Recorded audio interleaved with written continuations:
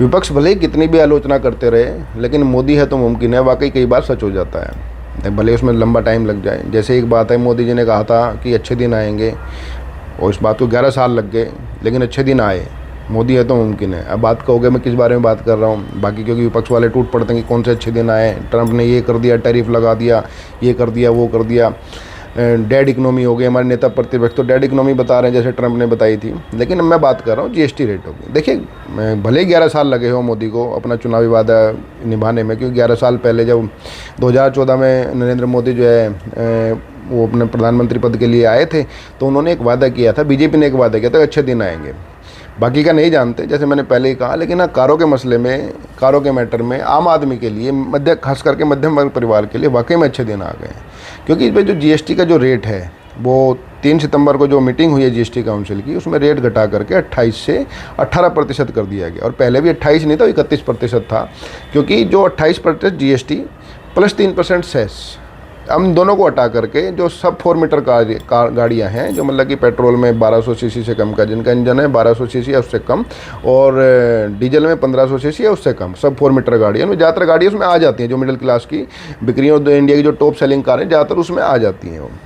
वो उन पर 18% जीएसटी कर दिया गया है। विपक्ष वही जीएसटी जिसको गब्बर सिंह टैक्स कहते रहते हैं विपक्ष, खास करके हमारे राहुल बाबा, और जीएसटी गब्बर सिंह टैक्स, खैर अब ये कम कर दिया गया है।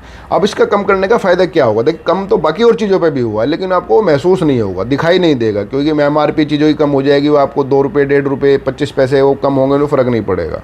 जैसे सीमेंट के कट्टे को भी जो है, सीमेंट पे भी जो है ना 28 से 18 किया गया है, तो बोरी, लेकिन सब अभी मकान नहीं बनाते हैं, या दिखेगा तो ज़्यादा फ़र्क उसमें दिखेगा नहीं, उसकी एमआरपी कंपनियाँ इधर उधर कर देंगी, ज़्यादा फ़र्क दिखेगा नहीं, लेकिन हाँ, गाड़ियों में ज़रूर दिखाई देगा।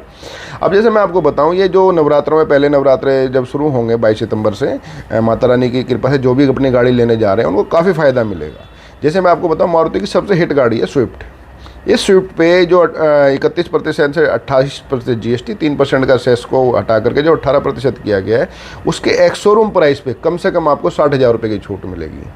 अब 60,000 रुपये की छूट जब आपको एक्स शोरूम प्राइस पे मिली है, तो वो जो उसका इंश्योरेंस वगैरह लोगे तो उसमें छूट मिलेगी। छूट बैठ करके लगभग 80-85 हज़ार रुपये पहुँच जाएगी। मैं आपको तो वेन्यू और जो टाटा नेक्सॉन, जो सबसे बड़ी गाड़ी है टाटा नेक्सॉन, बहुत हिट गाड़ी है टाटा नेक्सॉन, जिसको मिड एसयूवी कहते हैं, उसमें टाटा नेक्सॉन के टॉप मॉडल पे ये जीएसटी घटने के बाद आपको लगभग 1,10,000, किसी गाड़ी पर 2 लाख रुपए तक की छूट आपको मिलेगी। यही बात जो है ट्रैक्टरों पर भी लागू है, कृषि उपकरणों पर भी लागू है। जैसे महिंद्रा के जो ट्रैक्टर्स हैं, स्वराज के हैं, उनके ट्रैक्टरों पर भी कम से कम 75,000 रुपये की छूट जो है ये जीएसटी कम होने के बाद मिलेगी।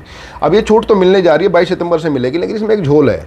आमतौर पर डीलर क्या करते हैं, देखिए, जैसे जीएसटी की घोषणा हुई है कि कुछ न कुछ तो सरकार भी कहीं ना कहीं आलस कर देती है। अगर ये जीएसटी घोषणा कुछ समय कम करने की घोषणा कुछ समय पहले कर देती, 15 अगस्त के आसपास जैसे मोदी जी ने घोषणा की थी, उसके आसपास ही कर देती, तो डीलरों के पास ये विकल्प रहता कि भाई अपने जो उनके पास जो स्टॉक खड़ा हुआ है उसको बेच दें। अब होगा क्या कि 3 सितंबर को घोषणा की सरकार ने जीएसटी की दरें घटाने की, 7 सितंबर से श्राद्ध लग रहे हैं, और श्राद्धों के दौरान आमतौर पर जो भारतीय परिवार हैं, खास करके जो हिंदू परिवार हैं, वो नई चीज़ नहीं खरीदते हैं, या वाहन तो बिल्कुल भी नहीं खरीदते हैं। तो डीलरों का जो स्टॉक है वो बरकरार रहेगा, ज़्यादा उनमें बिक्री नहीं होगी।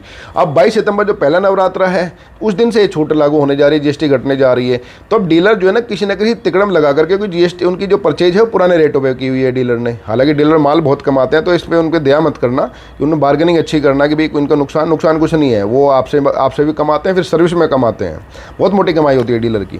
खैर, इस बात पर नहीं जाते, लेकिन हाँ, डीलर इसमें क्या, अब आपके सामने क्या तिकड़म करेंगे कि वो एक अलग अलग तरह के चार्जेज इसमें लगा देते हैं, कि जिसको हैंडलिंग चार्ज कहते हैं, स्टॉक यार्ड चार्जेज कह देते हैं, ट्रांसपोर्टेशन चार्जेज कहते हैं। आजकल तो कलर के नाम पे भी फीस लेने लगे हैं कि इस पे एक्सक्लूसिव कलर है, ब्लू है तो यही लेंगे, इसका वाइट किसी को चाहिए, मेटेलिक चाहिए तो ये, उसकी एक्सक्लूसिव फीस लगाने लगते हैं।